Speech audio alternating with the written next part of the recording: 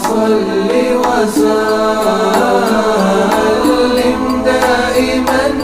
We are heading towards the important historical landmarks in the history of Islam. In the background you can see the mighty and beautiful mountains. This is Mount Uhud, that is also known as Jabal Uhud in Arabic. Jabal is mountain and Uhud is the name of this mountain that stretches 7.5 kilometers in length, and the highest point is 1077 meters. On the left you can see a mosque and an encircled roundabout on the left of these date palm trees. We are heading towards this site, which is known in the history as a site for the Battle of Uhud.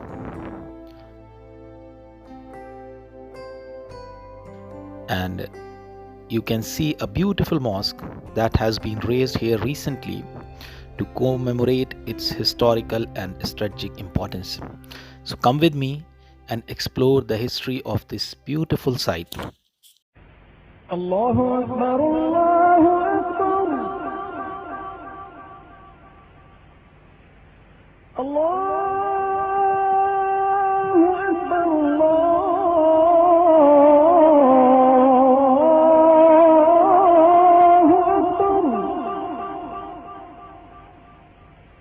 Ashhadu an la ilaha illallah.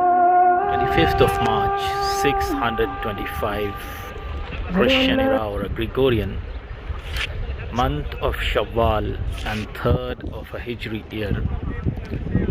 This was a site of a very important historical landmark that we today know as the Battle of Uhud. In the background you can see the beautiful mountains of Uhud that is located north of Medina. And the place here where we are standing right now is a valley of Uhud, where a decisive battle took place between the armies of Quraysh and the companions of Prophet from Medina. The strength on the both sides was not equal. The Meccan's army led by Abu Sufyan, who is heading the forces of 3,000. On the other hand, here the forces was 700, but tactically they were arranged here on this hilltop known as today as Jabal Ruma, or in English sources they are known as Archers Hill. Jabal means mountain and Ruma means archers or the bowmen. So it was here 50 archers were assigned by Prophet Muhammad, peace be upon him, to safeguard the passage through which the enemies could pass, and at the moment, and they were instructed not to leave their spot till the last point. But some of the news came in the initial assaults that Quraysh were on the defeated end. So what happened?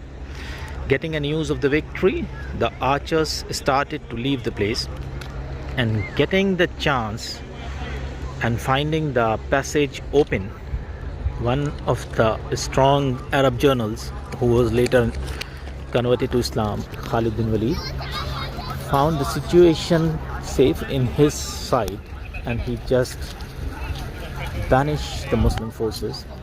The loss was heavy. Around reported 65 to 70 Muslims martyred on the side, and one of the greatest casualties was passing away of Prophet uncle Hazrat Hamza bin Abdul Muttalib. So from here let's go to this hilltop. So from that date this site usually visited by the history lovers and pilgrims all across the globe. And from here we can take a view of the valley and this historical landmark. In the aftermath of the battle, around 65 to 70 Sahabas were buried on this point and the location. You can see the enclosure there in the front. So one of the prominent among them is a grave of Hazrat Hamza, the beloved uncle of Prophet, You can see many people from different places came to visit. In the background, the Uhud mountain is visible. This is the hilltop, or the Jabal Ruma, and from here the good view of Uhud Valley can be seen. I'm just turning around. This mosque was recently built here, almost 2 to 3 years back. A beautiful mosque was built to commemorate the history of the site. In the background you can see the date grove and the gardens, and here the graveyard. We'll go and take a closer look of that site.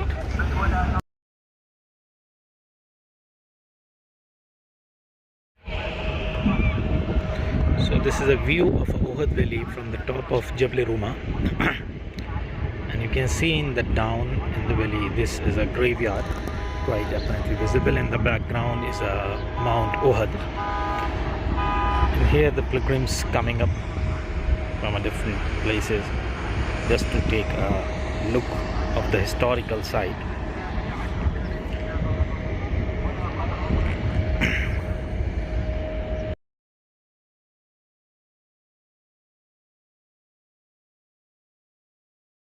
يصلي وسلم دائما أبدا.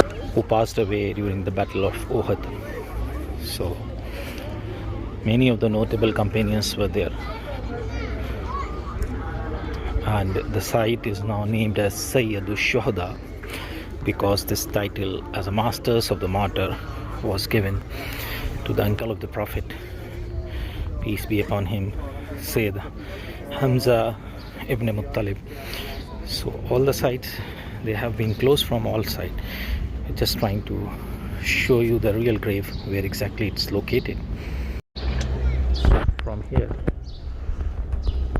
it can be visualized this big enclosure where you find the stones have been placed.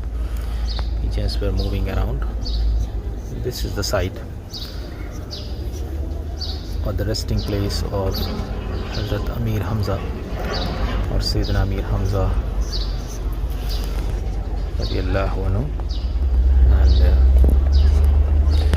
all around there are the many graves inside, but exactly we're not able to identify which one is a site for the burial of other companions with their exact names. حبيبك خير الخلق كلهم. I think a century before, up to the time of the Ottomans, the place have been marked with tombs, and one of the prominent tomb among them was of Hazrat Amir Hamza.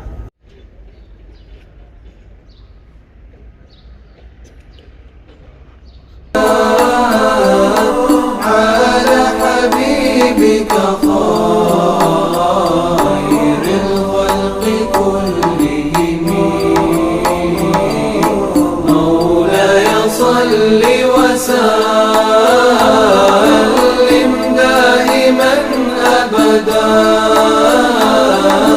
على حبيبك خير الخلق كلهم.